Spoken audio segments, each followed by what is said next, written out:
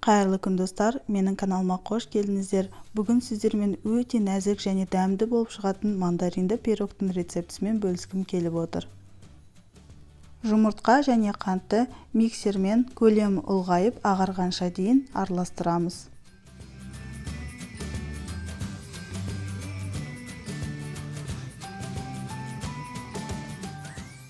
Қопсытқыш, ванильді қант және ұнды елекпен елеп қосамыз.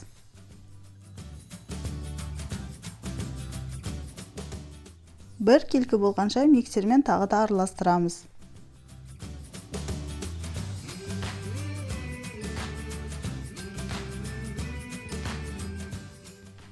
Үстіне ерітілген сары майды қосып, тағы да миксермен жақсылап араластырамыз. Көрсетілген ингредиенттер кішкентай пирог үшін. Менің формамның диаметрі 20-20 см.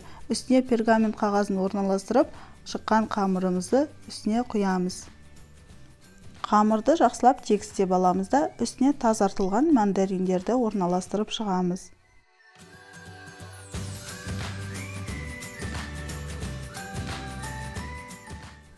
Алдын ала 180 градуста қызып тұрған пеште пирогымыз қызарып үлкейгенше 30 минуттай пісіреміз.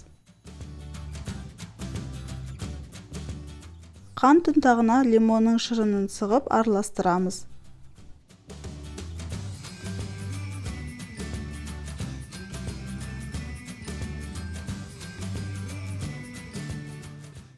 Пирог ыстық күйінде үстіне дайындаған шырынымызды жағып шығамыз.